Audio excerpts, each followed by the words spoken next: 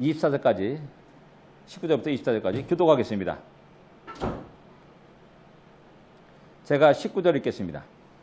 그때 스데반의 일로 일어난 환란으로 말미암아 흩어진 자들이 베니게와 구브로와 안디옥까지 이르러 유대인에게만 말씀을 전하는데 그 중에 구브로와 베네 몇 사람이 안디옥에 이르러 헬라인에게도 말하여 주 예수를 전파하니 주의 손이 그들과 함께 하심에 수많은 사람들이 믿고 주께 돌아오더라.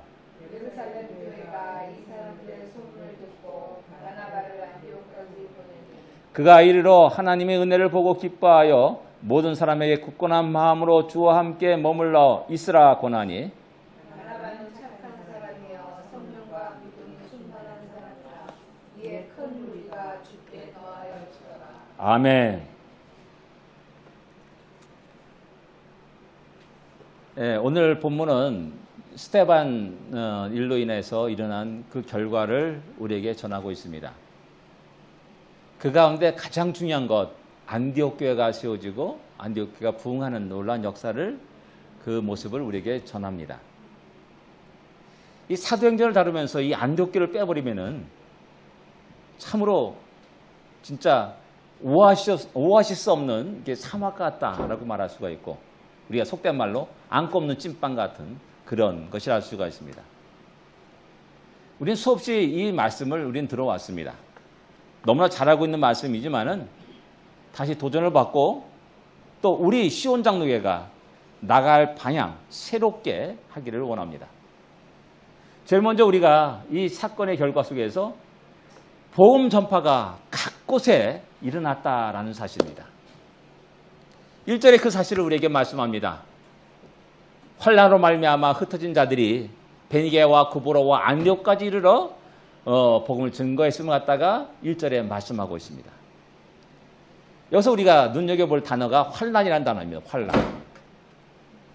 환란이라는 단어는 이 억누르다, 그 다음에 협착하다, 그다음에 에워싸서 밀다라는 그런 동사에 나와가지고 환란, 고난, 고통, 괴로움 이러한 명사로 사용되는 단어입니다. 어떤 걸 생각하면 우리 음식 식당 가게 되면은 레몬을 하나씩 받을 때가 있습니다. 그러면 그걸 갖고 꽉 짭니다. 바로 그런 상황, 그것이 바로 환란, 이 단어라는 사실입니다. 레몬에게는 큰 고통이 따르게 됩니다. 부서지는 고통이 있고 찢어지는 고통이 있습니다. 그러니까 여기서 환란과 고통 이런 것들이 그냥 평범한 우리가 참 약간 상처 입어가지고 아프다라는 그런 고통이 아니라는 겁니다.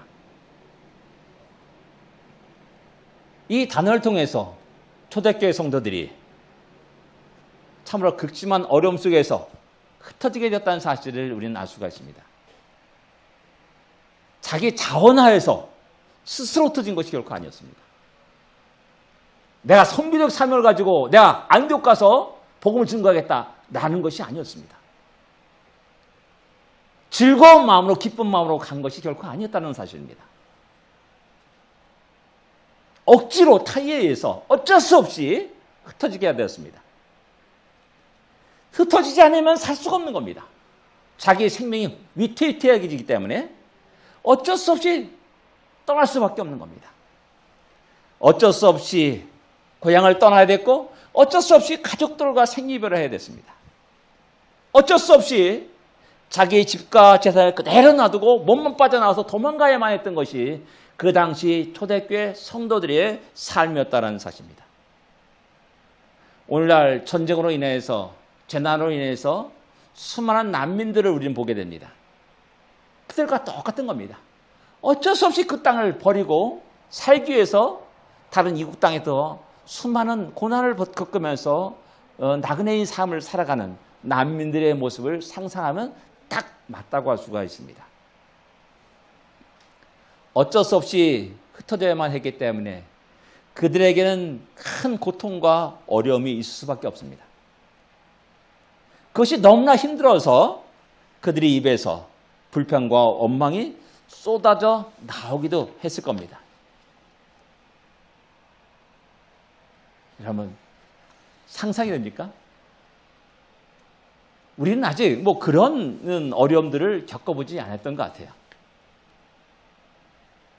그래서 참으로 우리는 그들의 아픔과 고통을 우리는 헤아려 알 수가 없습니다.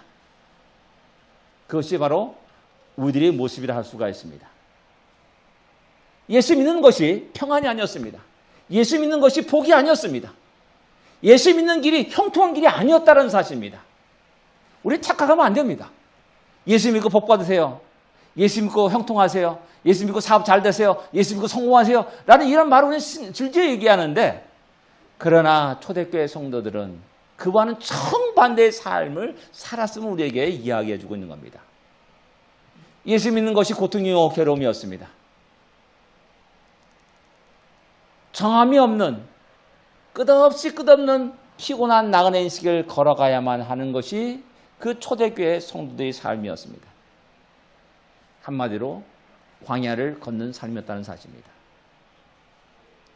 이런 어려움과 고통이, 환난들이 계속하다 보면은 사람들의 마음속에 슬그머니 일어나는 게 뭐냐면 부정적인 생각이 일어납니다. 안 되는구나. 불가능하구나. 할 수 없구나. 라는 이런 부정적인 생각에 슬그머니 고개를 쳐들기 시작합니다. 또 미래에 대한 소망을 잃게 되고 하나님 나라에 대한 소망을 잃게 됩니다. 더 나아가서 이 하나님의 교회는 곧 사라질 거다 라고 생각하면서 그 이후에 자기의 삶은 어떻게 할 것인가를 판단하고 결정하고 선택하게 됩니다. 자연스럽게 그 다음에는 세상과 타협이 일어나게 됩니다. 먹고 마시는 문제가 먼저라고 생각하여서 자기 자신의 신앙을 뒤로 미루게 되고, 예배드리는 걸 뒤로 미루게 되고, 신앙의 삶을 뒤로 미루게 되고, 먼저 먹고 마시는 그 삶에 쫓아가게 되고 나가게 됩니다. 신앙생활을 점차 포기하게 되는 것이죠. 역사 속에 우리는 수많은 배교자와 수많은 변절자를 우리는 볼 수가 있습니다. 바로 그런 사람들이 이런 사람이라 할 수가 있는 겁니다. 인내하지 못합니다. 그것이 너무나 큰 고통 때문에 견디지 못합니다. 그래서 자연스럽게 배교하기도 하고 변절하기도 하는 것이죠. 그러나 오늘 본문에 나타난 초대교회 성도들은 전혀 그렇지 않았습니다. 상황에 따라서 변하는 신앙 고백이 아니었다는 사실입니다. 어떤 상황에 어떤 처지에 놓여 있을지라도 변함없는 그 신앙 고백을 하면서 그들은 살았고 그들은 복음을 증거했습니다.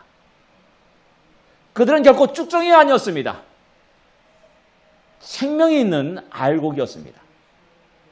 생명이 있는 하나의 미랄이었다는 사실입니다. 그 미랄이 땅에 떨어져 썩어져가 30배, 6배, 100배의 결실을 맺는 놀라운 생명이 작동하는 그런 미랄이었다는 사실입니다.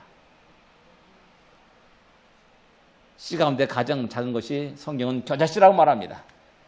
보잘것 없습니다. 그러나 겨자씨에 생명이 있다는 사실입니다.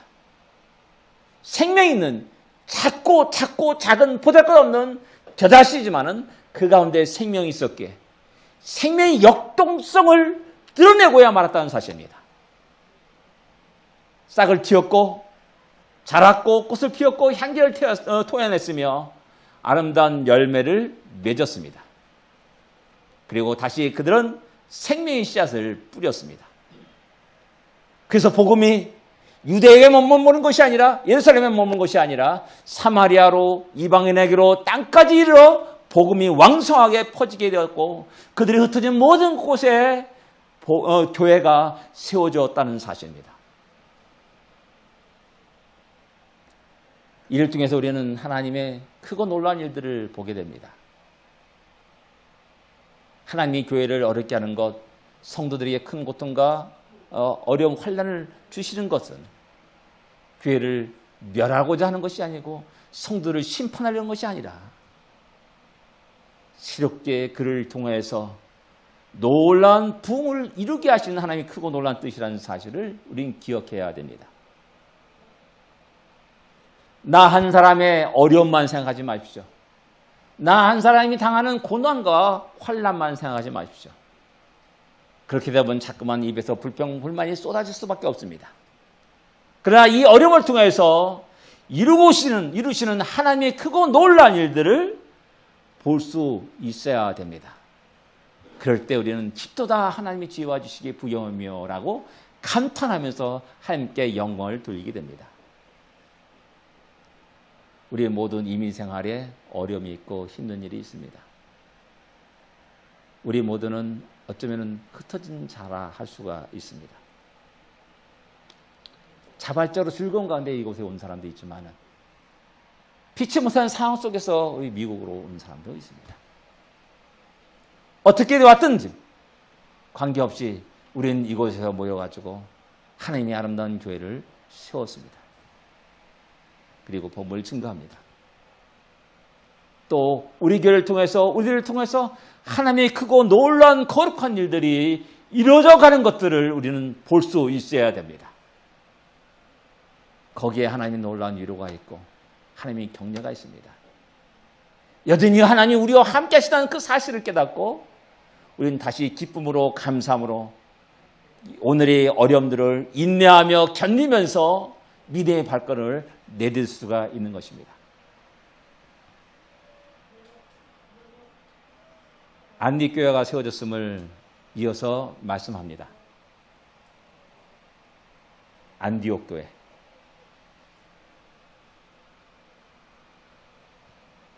흩어진 무리들이 베니게, 지금의 레바논 지역입니다. 구브로, 지금의 이제 지중해 안에 가운데 굉장히 큰 섬이 있고 나라가 있습니다. 나라. 그리스계와 터키가 이제 나눠져 가지고 이제 분쟁하는 분쟁 국가이기도 합니다. 구브로 그곳은 바나바의 고향이기도 했습니다. 그리고 안디옥까지 이르러서 복음을 전했다라고 말씀합니다. 안디옥은 여러분들 우리가 지도로 보니까 우리가 잘 상상이 안 가니까 그런데 터키에 저기 반도가 있고 밑에 구석에 이렇게 꺾어지는 데가 있습니다. 그 근처가 이제 시리아하고 터키의 국경지대입니다. 근데 안디옥은 바로 터키령에 속한 곳입니다. 당시 안디옥은 수리아, 지금 시리아죠. 수리아의 수도였습니다. 로마 제국의 3대 도시 가운데 하나였습니다. 로마, 알렉산드리아, 이때 알렉산드리아, 그 다음에 안디옥이었습니다. 요세푸스에 의하면 그 당시 안디옥의 인구가 약 50만 명 정도였다라고 이렇게 기록하고 있습니다. 50만 명. 지금도 10만 명 이상, 인구로 이제 10만 명 이상 되는 도시가 어디입니까? 락포드? 아마 그럴 겁니다. 락포드. 없습니다. 대규모 로마 군대가 주둔한 또 도시였습니다. 그러니까는 정치적으로 안정되어 있죠. 경제적으로 풍요를 누리죠. 또 군사도시로서 상당히 중심적인, 로마의 중심적인 그 역할을 감당했던 도시가 안디옥이었습니다. 다양한 사람들이 모여들었습니다. 그 가운데 예수를 믿는 사람들이 오게 된 겁니다. 이들이 처음에는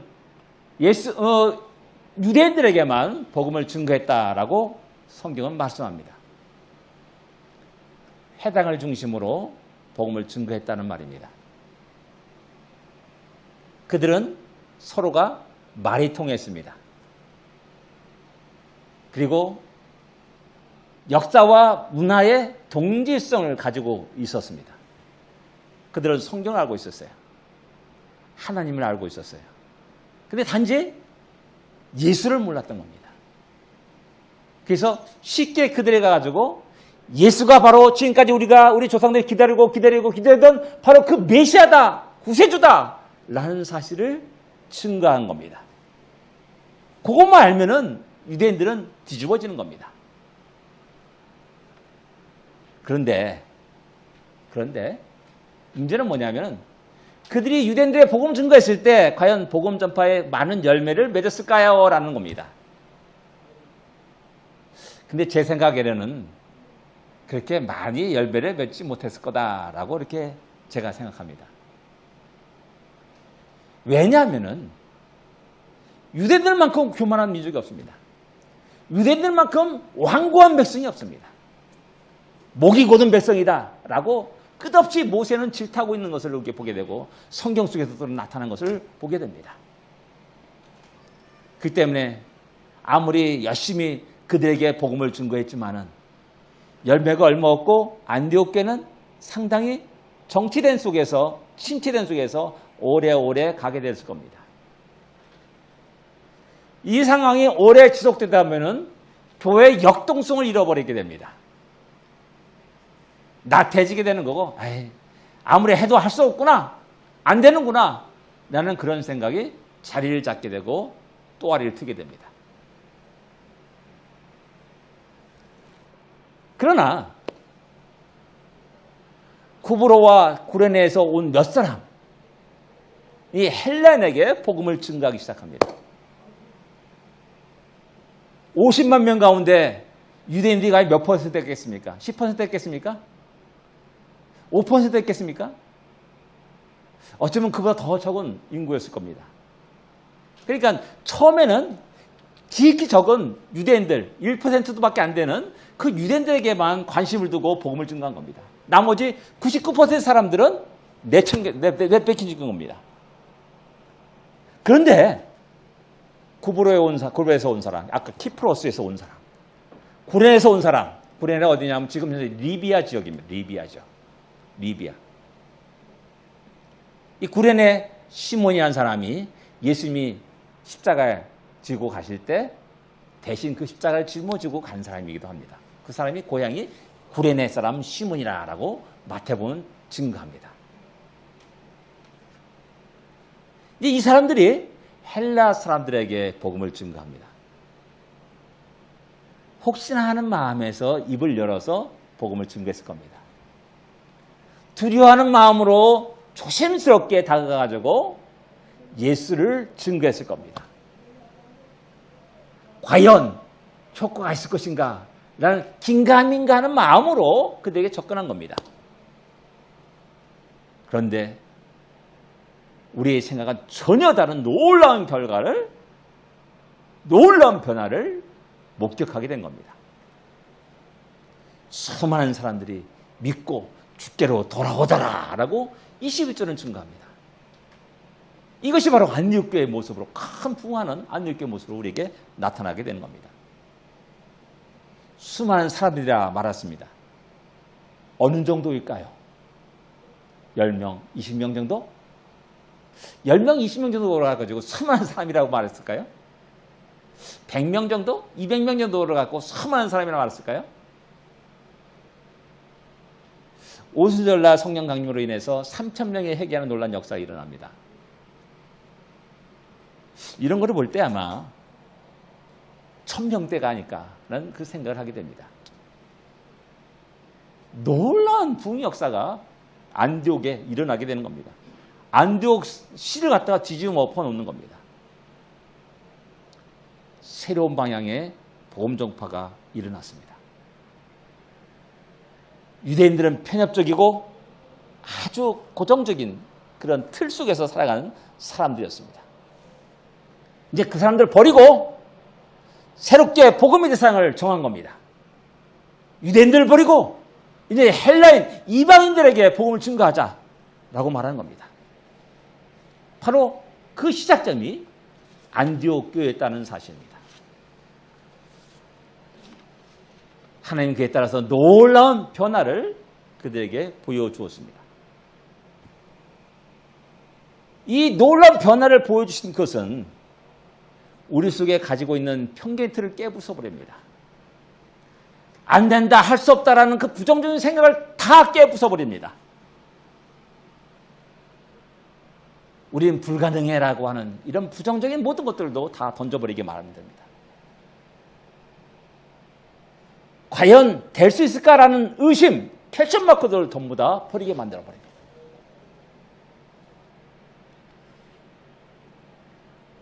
물론 우리의 한계는 있습니다. 우리의 언어의 한계가 있습니다. 그렇지 않습니까? 다 우리 뭐 영어 잘하는 것도 아니고 말하면 다 미국 사람들이 끽끽 웃기도 하고 그럴 수 있습니다. 또한 각 문화와 각 민족에 대한 역사에 대한 이해가 굉장히 부족합니다. 그런 한계가 우리 가운데 있습니다. 23일 날 동경올림픽 때 개막식 때 쭉 나오는데 MBC 문화방송에서 그걸 얘기하는 것들이 지금 화제가 되고 있습니다. 어째 그럴 수가 있느냐라고 이제 분노를 터뜨리는 거죠. IT를 소개하는데 얼마 전에 정변이 일어나가지고 대통령이 암살당했다 이렇게 딱 소개했다는 거예요. 뭐 그런 여러 가지 일이 있습니다. 그만큼 우리가 언어에 부족하고 능력이 한계가 있습니다. 문화와 역사에 대한 이해가 부족하고 한계가 있습니다. 우리만을 볼 때는 불가능합니다. 할 수 없습니다. 그러니까 우리의 삶 속에서 늘 언제나 내 자신만을 보면 안 되는 겁니다. 그러나 우리에게는 전능하신 하나님 계십니다.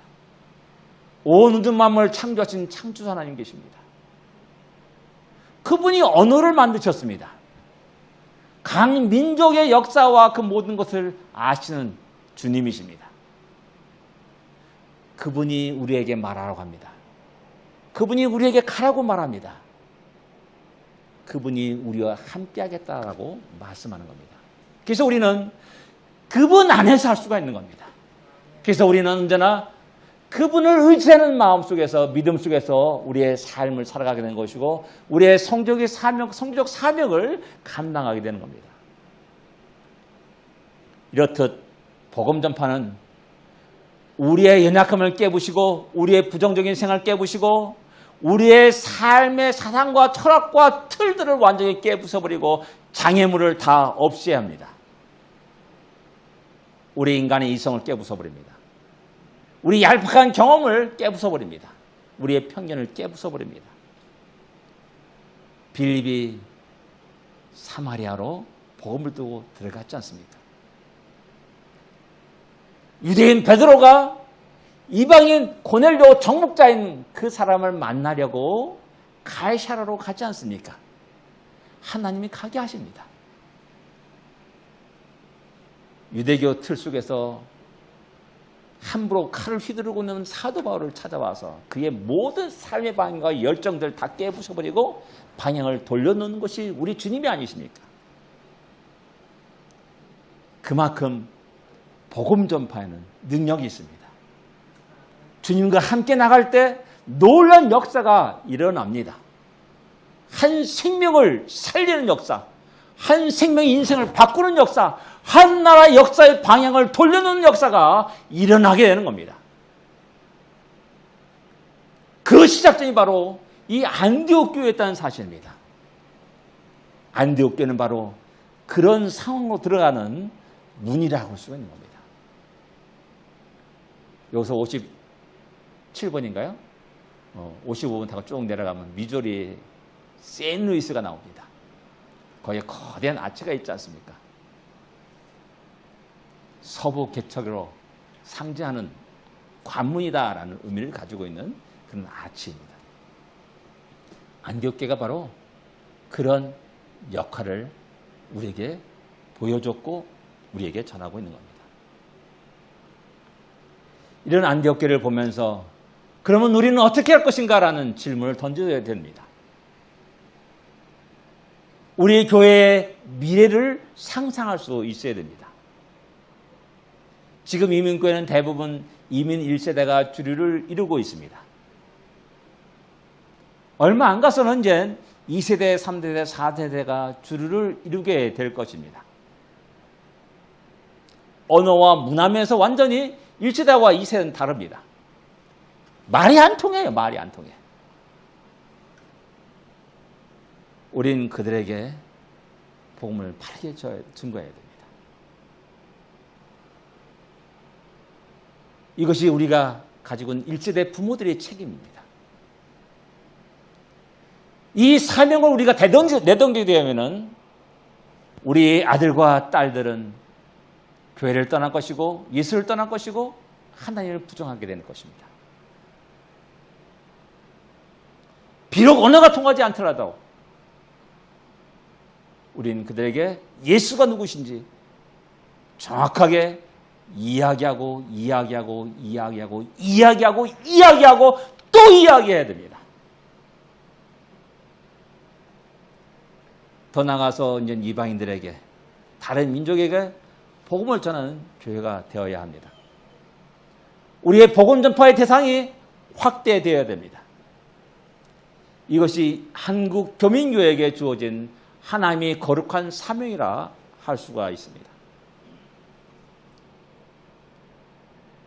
세 번째는 예루살렘 교회의 역할과 안디옥 교회의 역할을 우리는 바로 알아야 됩니다. 이 안디옥 교회의 소문을 듣고 예루살렘 교회가 22절에 보면은 사람들을 보내었다라고 이렇게 말하고 바나바를 파송한 사건을 이야기합니다. 예루살렘 교회가 바나바를 파송한 겁니다. 근데 문제는 뭐냐면은 우리는 이 예루살렘 교회를 어떤 모습으로 상상하고 있냐는 겁니다. 어떤 모양 같아요? 어떤 모습 같아요? 우리가 참 가고 싶은 교회, 아니면 반대로 아예 가기 싫은 교회, 어떤 거겠습니까? 가고 싶은 교회, 예루살렘 교회는 가고 싶은 교회다. 손 들어보세요. 가기 싫은 교회다. 예, 좋습니다. 11장에는 그 예루살렘 교회와 안디옥 교회 두 개의 모습을 그리고 있습니다. 전반부에는 예루살렘 교회의 모습을 보여주고 있습니다. 거기에 보면은 2절과 3절에 보면은 베드로가 예루살렘에 올라갔을 때 탁 튀어나온 게 뭐냐면 할례자들이 비난하기 시작한 겁니다. 내가 어떻게 이방인들 무해자들에게 가가지고 함께 먹었느냐라고 비난합니다. 아주 날카로운 사람들입니다. 이런 모습은 또 15장에서 나옵니다. 할례 문제가 일어났습니다. 이방인들이 교회에 들어오게 되면 할례를 받아야 되냐 말아야 되냐, 율법을 지키게 되냐 말아야 되냐라는 그 논쟁이 안디옥 교회에 일어났습니다.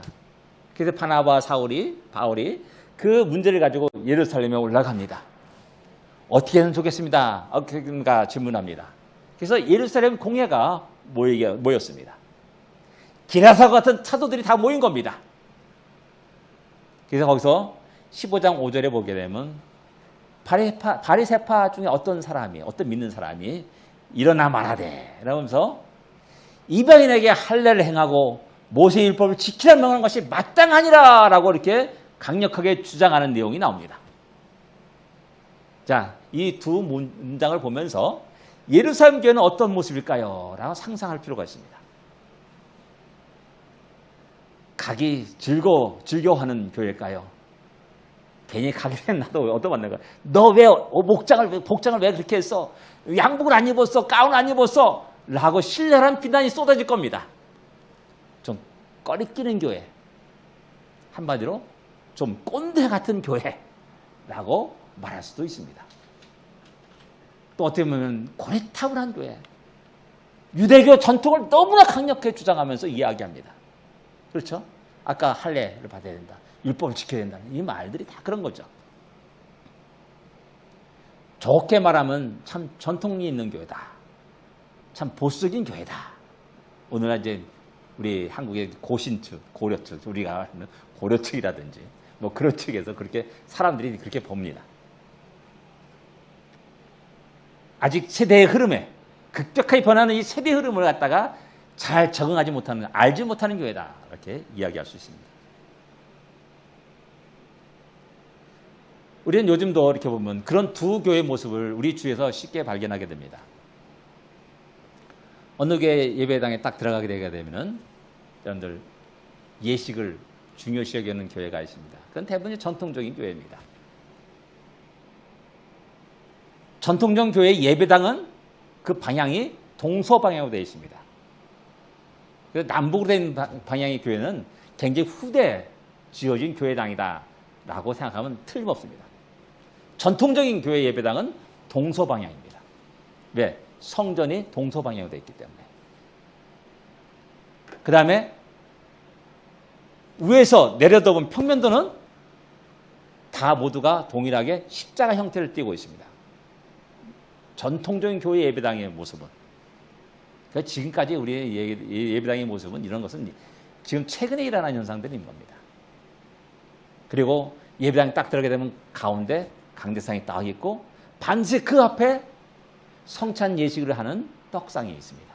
이것이 전통 예배당의 모습입니다. 근데 오늘날은 그런 것이 다 무시됩니다. 창구용 예배당이라고 그러지 않습니까? 그리고 온갖 편의시설이 그 예배당에 다 들어갔습니다. 카페도 있고요. 뭐 운동시설도 있고요. 뭐 헬스장, 뭐 헬스장 같은 그런 느낌도 들기도 하고요. 뭐 그렇습니다. 공연장 같은 느낌도 들기도 합니다. 그곳에 이제 청바지를 입고 탁 설교자가 강다성에 딱 올라갑니다. 그리고 왔다 갔다 하면서 막 열렬하게 복음을 증거하고 말씀을 증거합니다. 이것이 오늘날 현대 예배당의 모습이요 교회의 모습이라 할 수가 있습니다. 화려한 조명이 있고 또 악기가 동원되기도 합니다. 우리는 어떤 교회를 선호합니까? 현대 감각에 맞는 그런 교회를 선호하는 경향들이 강하다고 말할 수가 있습니다. 이런 차이는 바로 예루살렘 교회와 안디옥 교회의 차이라고 말할 수가 있습니다. 우리 알다시피 안디옥 교회는 이방인들로 중심이 된 교회입니다. 자연스럽게 유대인의 해당 그 예배의 모습을 탈피한 교회라고 말할 수 있습니다. 어쩌면 이방인의 자기들의 문화적 요소, 역사적 요소도 살짝 첨가해서 예배드릴 수도 있는 교회라고 할 수도 있습니다. 이와는 반대로 예루살렘 교회는 전통적이며 틀에 얽매인 그런 모습을 쉽게 발견할 수가 있습니다. 그렇다고 해서 예루살렘 교회는 배척을 당해야만 되느냐는 겁니다. 예루살렘 교회는 가서는 안 되는 교회냐라는 겁니다. 그러나 역사 속에서 예루살렘 교회는 너무나 중요하고 중요한 역할을 감당했음을 우리에게 이야기해 주고 있습니다. 그 중요한 역할이 무엇이냐? 그것은 바로 진리를 지키고 진리를 보존하고 진리를 교육하고 가르치고 전파하는 역할이었습니다. 아주 고집스럽게 그 역할을 감당했습니다. 사도들이 그 역할을 감당했습니다. 그래서 어떤 곳에서 많은 부흥이 일어났다라면 즉각적으로 사도들을 파송한 겁니다. 그 현장 속에서 바르게 예수 그리스도가 누구인지를 그들에게 가르쳤고 알려주었던 교회가 예루살렘 교회라는 겁니다. 부흥하고 으쌰 해가지고 일어나게 되면 어떤 현상이 일어납니까? 점차 말씀이나 하나님 뜻과 계획은 작아지게 됩니다. 겉으로 나타난 큰 외모적인 그런 면을 갖다가 자랑하고 말할 때가 있습니다. 우리 교회 몇 명 모여? 우리 교회 1년 여성이 얼마나 돼? 라는 그런 말을 쉽게 이야기하는 우리들의 모습을 우리는 보지 않습니까?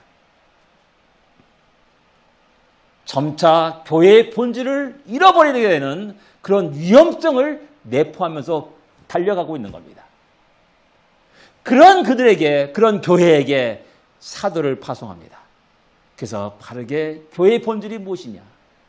예수 그리스도가 없으면 교회가 아니다라고 할 정도로 그들에게 강력한 예수 그리스도를 증거하고 바른 진리를 그들에게 가르치고 교육한다라는 사실입니다. 유대인은 표적을 구합니다. 헬라인들은 지혜를 구한다라고 말합니다. 그러나 우리는 십자가에 못 박힌 그리스도를 전한다라고 사도 바울은 강력하게 얘기합니다. 그럴 때 사도 바울은 어디 곳에 가서든지 예수 그리스도를 갖다가 증거하는 겁니다. 아테네 가서 예수 그리스도를 증거하고 마케도니아 가서 예수 그리스도를 증거하고 고린도 가서 예수 그리스도를 증거하는 겁니다. 이거 왜 자랑할 것이 없다라고 말합니다. 이것이 바로 교회의 가장 교회다운 것이고 교회의 본질인 겁니다. 그것을 잃어버린 교회는 이미 교회가 아닙니다. 오늘날 이런 교회가 너무나 많습니다. 교회에서 윤리도덕 말합니다. 그러나 복음을 얘기하지 않습니다. 그리스도를 얘기하지 않습니다. 이것이 오늘날 많은 교회의 모습이라 할 수가 있는 겁니다. 이번에 설교와 강의를 월요일부터 금요일까지 들었습니다. 그런데 어떤 분이 이제 첫날에 바이든 대통령이 대통령 선서할 때 어느 목사님이 나와가지고 기도하는 내용을 보여주더라고요. 근데 그 기도한 내용이 예수 그리스도의 이름으로 기도합니다. 아멘. 이게 아니었습니다. 예수 그리스도의 이름으로 기도합니다. 아니에요. 목사입니다. 그런데 아니에요. 어떤 사람은 아멘 하고 또 에이우먼 이렇게 말합니다. 기가 막힌 일이 목사들 입에서 나오게 된 겁니다. 기가 막힌 일들이 이 미국에서 벌어지는 일입니다. 교회로서의 모습을 다 잃어버리게 된 겁니다. 그런 시대에 우리가 살고 있고 그런 위기 속에서 우리가 살고 있습니다. 저는 지극히 보수적인 사람입니다. 지극히 보수적인 사람입니다. 그래서 저는 여러분들에게 말합니다. 예수 그리스도 그분이 누구신가? 그분을 통해서 우리가 구원을 받는다고 생명을 받는다고 끝없이 이야기하고 말하는 겁니다. 예루살렘 교회는 바로 이 본질을 지킨 교회입니다. 이 본질을 지킨 교회고 전한 교회고 가르친 교회입니다. 보기에는 아주 고집스럽습니다. 보기에는 아주 꼰대 같습니다. 왜? 파송하니까는 가르치라고 그러니까 얼마나 꼰대 같습니까? 또 와가지고 괜히 이상한 말거리하고 괜히 한다라고 생각하지 않습니까? 그러나 그렇지 않았다는 겁니다. 보기에는 꼰대 같고 보기에는 아주 그냥 보수적인 아주 꼴뚜 같은 사람이랄지라도 가장 중요한 거 생명의 복음을 그들에게 바르게 알려주고 증거했다는 사실입니다. 또 더 나가서 안디옥교는 그들의 가르침을 그대로 받았다는 사실을 우리에게 이야기해주고 있습니다. 그들의 가르침을 바르게 받았고 따랐고 배우는 교회가 또 안디옥교였다는 겁니다. 예루살렘 교회를 함부로 대하지 마십시오. 오늘 이 시대에 전통적이고 꼰대 같은 교회다 라는 듯 그렇게 함부로 비난하지 마십시오. 그 속에서 변함없이 예수 그리스도를 증거하고 진리를 지키고 파수하는 그런 수많은 사람들이 있다는 사실을 우리는 인정해야 됩니다. 여기서 이민 1세대의 교회의 중요성이 있는 겁니다. 하나님은 우리에게 이민 1세대에게 아주 중요한 일을 맡기셨습니다. 우리가 자녀들에게 뭐라 그러면 귀찮다고 하면 팍 하면서 화를 내면서 뛰쳐나갑니다. 우리 지용이한테 늘 그래요. 지용이 핀잔 듣습니다. 예? 시대에 좀 뒤떨어진 것 같아요. 그러나 그래도 교회의 본질을 잃어버리지 않고 그 예수 그리스도를 증거하는 교회로 우리 이민 일제는 굳건히 서 있다는 사실을 우리는 자랑스럽게 생각해야 됩니다.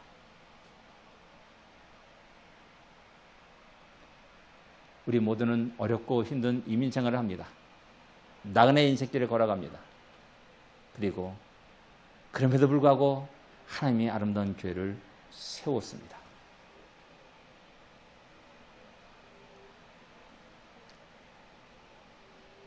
이것이 얼마나 큰 놀라운 일인지를 우리는 다시 한번 볼 수 있어야 됩니다. 하나님 우리를 교회를 통해서 하시고자 한 일들이 너무나 크고 놀랐다는 사실을 우리는 다시 한번 깨달아야 됩니다. 우리 민생활이 힘들고 어렵다고 해서 불평하지 마십시오. 더 큰 하나님의 계획이 우리를 통해서 일어나고 있고 이루어져 가고 있다는 사실을 볼 수 있어야 됩니다. 우리 이민 1세대의 교회가 얼마나 중요한지를 다시 한번 깨달아야 됩니다. 우리가 그 진리를 지키고 파수하고 전하는 교회로서 우리 자녀들에게, 우리 주위에 있는 수많은 사람들에게 끝없이 증가하시는 그러한 교회가 되기를 원합니다. 기도하겠습니다. 하나님 아버지 은혜를 감사합니다. 이 땅에 주의 몸된 교회를 세워주심을 감사합니다. 이 땅에 우리가 함께 모여 예배할 수 있도록 인도하심을 감사합니다. 여러 가지 어렵고 힘든 일이 많고 피곤한 일이 많고 두려움과 걱정이 우리의 심령을 집어삼키려고 하지만은 다시 눈을 들어 주를 바라보고 다시 눈을 들어 다시 주의 크고 놀라운 뜻들을 개혁 가운데 우리 자신을 바라볼 때마다 하나님의 크고 놀라운 뜻과 계획이 우리를 통해서 이루어진다는 그 사실을 발견하게 됩니다. 감사와 찬양과 영광을 하나님께 돌립니다. 하나님, 이 땅에 있는 우리를 통해서 하나님의 뜻이 이루어지게 하여 주옵소서. 이 땅에 세운 주의 몸된 교회를 통해서 하나님의 크고 놀라운 거룩한 뜻이 이루어지게 하여 주옵소서. 진리를 보잡고 진리를 증거하며 진리를 선포할 수 있도록 인도하시고 오직 예수 그리스도 그분을 자랑하며 증거하는 우리와 우리 교회가 되게 하여 주옵소서. 예수님으로 간절히 기도드립니다.